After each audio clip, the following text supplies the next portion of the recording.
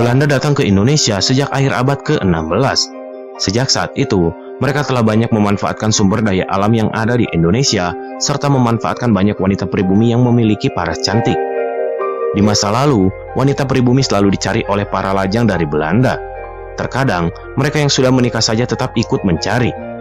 Mereka akan menjadikan gadis pribumi yang tak tahu apa-apa ini sebagai simpanan atau sebagai pemuas nafsu yang tak bisa dilampiaskan kepada wanita Eropa. Akhirnya, praktik pergundikan di Hindia Belanda atau Indonesia pun berkembang dengan sangat pesat. Bahkan praktek ini juga memunculkan istilah nyai sebagai panggilan wanita yang dipelihara oleh para pria-pria Belanda.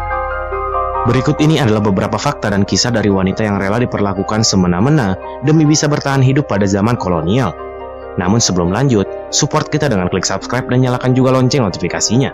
Sama-sama kita bangun channel ini untuk memberikan informasi unik dan menarik lainnya yang ada di dunia ini.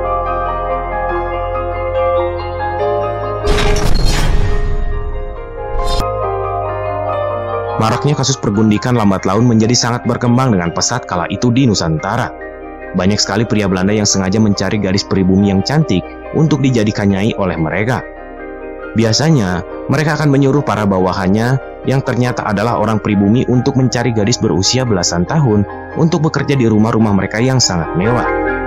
Akibat dari faktor ekonomi yang mengikat, akhirnya banyak membuat penduduk rela untuk menjual putrinya yang cantik kepada para orang Belanda yang kaya. Dengan begitu, mereka akan mendapatkan uang untuk makan dan si anak bisa hidup di lingkungan yang lebih baik. Akan tetapi, apa yang dibayangkan oleh para orang tua tersebut tidak selamanya benar. Putri-putri cantik mereka yang dijual itu justru diperlakukan tak ubahnya seperti seekor binatang. Banyak dari mereka yang disuruh bekerja dengan kasar hingga harus melayani tuannya tersebut di atas ranjang.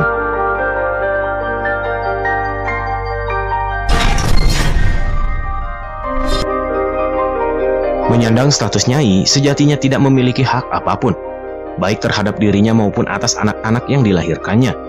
Karena itu, ia harus siap dicampakkan oleh pasangannya, termasuk tidak diberi imbalan apapun. Meski kadang mereka diperlakukan dengan baik seperti diberi baju atau perhiasan, status mereka adalah tetap ilegal. Dengan kata lain, sampai kapanpun pemerintah Belanda tidak akan mengakui mereka sebagai istri dari para pria Belanda yang kebetulan ditugaskan di Nusantara selama beberapa waktu. Nyai hanyalah wanita yang digunakan oleh pria Eropa untuk mengurus rumah dan juga urusan ranjang. Selebihnya, mereka adalah wanita pribumi yang tentu tidak memiliki derajat yang setara dengan wanita Eropa. Mereka dianggap hanyalah orang tak berguna yang terkadang direndahkan dan dianggap seperti hewan oleh tuan yang memelihara mereka.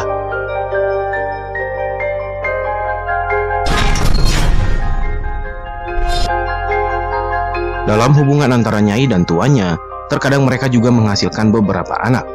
Namun hal ini terkadang membuat si tuan marah karena menganggap gundiknya ini sengaja untuk hamil.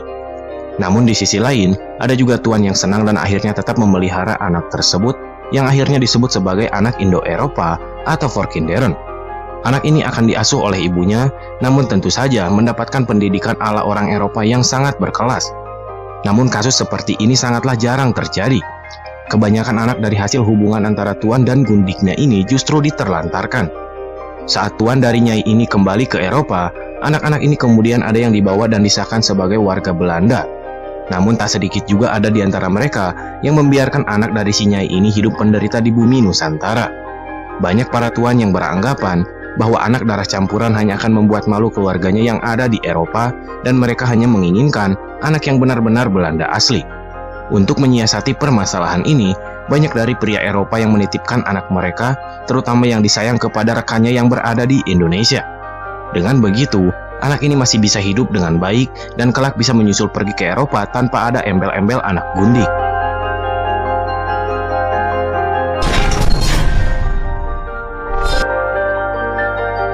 Pada masa kolonial, nyai memang selalu dicitrakan sebagai wanita yang terlebih baik dari seekor binatang. Citra ini terus dipegang agar ada garis pemisah antara wanita terhormat Eropa dan juga wanita pribumi. Saat tuan yang memelihara mereka kembali ke Eropa karena masa tugasnya telah selesai, maka mereka akan menjual gundik ini kepada pria Eropa lainnya jika masih memiliki penampilan yang menarik. Jika tidak, mereka akan dibiarkan dan dibuang begitu saja. Para nyai yang memiliki anak dan anak itu memiliki perawakan seperti orang Eropa, maka anak tersebut akan diberi warisan untuk hidup lebih baik. Namun banyak dari anak mereka yang dibawa ke Eropa dan harus berpisah dengan ibunya. Kemudian para nyai yang kurang beruntung akan dibiarkan hidup menderita dan anaknya akan direbut karena dianggap lebih Eropa dan bisa hidup layaknya seorang bangsawan.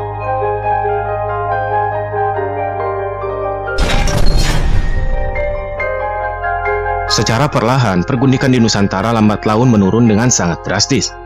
Hal ini terjadi karena banyak desas-desus yang mengatakan jika melakukan pergundikan dan hidup dengan nyai hanya menurunkan martabat para orang Belanda. Harusnya, pria Eropa hidup dengan wanita Eropa yang terhormat pula. Dengan begitu, anak yang dihasilkan akan berdarah murni tanpa ada campuran darah pribumi yang dianggap sampah oleh orang Belanda. Saat Jepang mengambil alih Indonesia pada tahun 1942 silam, praktek pergundikan ini pun otomatis selesai. Karena para pria Eropa tersebut kemudian banyak yang dijebloskan ke dalam penjara. Sementara, para nyai dan anak Indonya dianggap pribumi dan tak disentuh. Jika saja Jepang tak menguasai Indonesia, mungkin praktek pergundikan ini akan terus berjalan, dan nyai-nyai malang akan semakin banyak bertebaran di Nusantara.